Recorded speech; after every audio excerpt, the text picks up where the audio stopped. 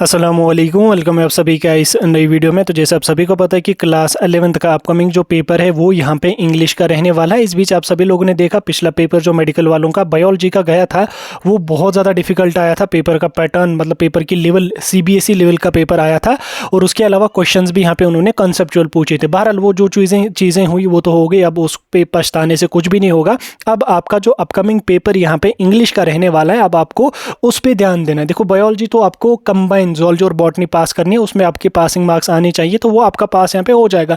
वैसे वो होपफुली मेरे ख्याल से सभी बच्चों का पासिंग मार्क्स तो एटलीस्ट आ ही जाएंगे। हालांकि हमने भी डिमांड करी है जेके बोर्ड से कि मार्किंग जो है वो काफ़ी ईजी होनी चाहिए और वो आपकी हो भी जाएगी ईजी मार्किंग, क्योंकि लास्ट ईयर जो है वो 12th की केमिस्ट्री में भी इसी तरीके का मसला हुआ था। उसमें भी 12th की केमिस्ट्री का पेपर बहुत ज़्यादा डिफिकल्ट आया था, देन उसके बाद मार्किंग को ईजी किया था। तो जिस बच्चे ने थोड़ा सा भी रेलिवेंट लिखा था क्वेश्चन का आंसर, उसको जो है वो कम से कम मार्क्स यहाँ पे दिए गए थे। ठीक, देन उसके बाद जिस बच्चे ने कुछ भी ना लिखा हुआ तो वो बच्चे तो यहाँ पे फेल हो ही गए थे। अब बहरहाल वैसा ही यहाँ पे इस बार भी हो जाएगा, तो आपको घबराने की कोई जरूरत नहीं है, मार्किंग आपकी ईजी हो जाएगी। अब आपका जो अपकमिंग पेपर है वो यहाँ पे इंग्लिश का है। ठीक, अब आप अपना इंग्लिश का जो पेपर है उस पर कंसंट्रेट करो। और इंग्लिश का जो पेपर रहेगा आपका, आप सभी जानते हैं कि उसमें आपको बहुत सारे सेक्शंस यहाँ पे रहेंगे। ज़्यादा मार्क्स जो आपके हैं वो यहाँ पे आपको grammar, writing skills, reading comprehension से रहेंगे, तो आपका ज़्यादा से ज़्यादा फोकस उन पे रहना चाहिए। ठीक, जो रीडिंग कंप्रहेंशन है वहाँ से आपको 2-3 पैसेजेस पूछी जाएंगे। उन 2-3 पैसेजेस को आप लोग जो है 2-3 टाइप की पैसेजेस पूछी जाएंगे, तो उनको आप प्रैक्टिस कर लो। ठीक, उसमें आपका नोट मेकिंग का प्रोसेस है या जो भी प्रोसीजर उसमें है उन रीडिंग कंप्रहेंशन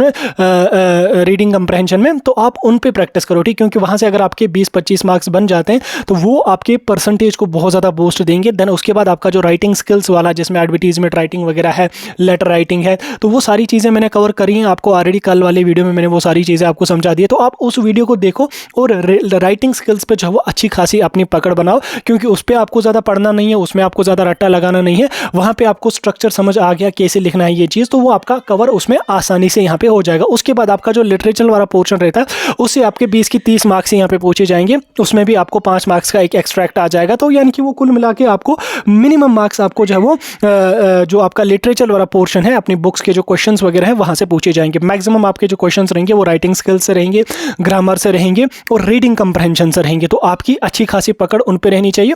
पकड़ के साथ साथ आपको उनको प्रैक्टिस भी करना है। ठीक, जैसे आपका नोट मेकिंग है तो आप उसको प्रैक्टिस कर लो।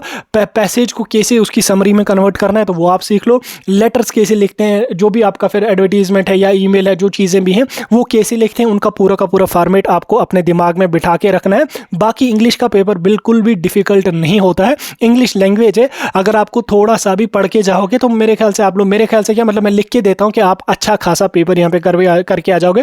वैसे बच्चे तो 3-3 4-4 महीनों से पढ़ रहे हैं, ऐसा नहीं कि आप आज से ही पढ़ना स्टार्ट कर रहे हैं। तो आप लोगों ने पढ़ा होगा ऑलरेडी, रिवाइज कर लो उसको। और याद रखना, मैं रिपीट कर रहा हूँ, रीडिंग कंप्रहेंशन, राइटिंग स्किल्स और ग्रामर पे अच्छी खासी पकड़ बनाना। वहाँ से आपको जो है वो ज़्यादा से ज़्यादा मार्क्स आ जाएंगे और वो मार्क्स आपकी परसेंटेज को बहुत ज़्यादा बूस्ट यहाँ पे देने वाले हैं। तो इसलिए आपको अपना टाइम उन चीज़ों में जो है वो वेस्ट नहीं करना है जहाँ से आपकी मिनिमम क्वेश्चंस पूछे जाएंगे, जहाँ से मैक्सिमम क्वेश्चन और मैक्सिमम मार्क्स आ जाएंगे, वहाँ पर आपको अच्छा खासा ध्यान यहाँ पर देना पड़ेगा। बाकी हमारी तरफ से सभी बच्चों को ऑल द बेस्ट। जो क्लास 11th का पेपर देने वाले हैं, हमारी तरफ से ऑल द बेस्ट। आप जाओ, अच्छा करके आ जाओगे आप। इंग्लिश की बिल्कुल भी टेंशन नहीं लेना, ना ही इंग्लिश की उतनी टफ मार्किंग होती है और ना ही इंग्लिश का उतना डिफिकल्ट लेवल का पेपर यहाँ पे आ जाता है। खासकर मेडिकल वाले बच्चों को मैं बोल रहा हूँ कि बायोलॉजी का जो हुआ सो हुआ, उसको आप छोड़ो, मार्किंग इजी हो जाएगी, सभी बच्चे इंशाल्लाह पास हो जाएंगे। अभी आपका जो अपकमिंग पेपर इंग्लिश का है अब उस पर ध्यान दो, उसको रिवाइज कर लो, उसको प्रैक्टिस कर लो और वो वहाँ से आप लोग जो है अच्छा खासा स्कोर करके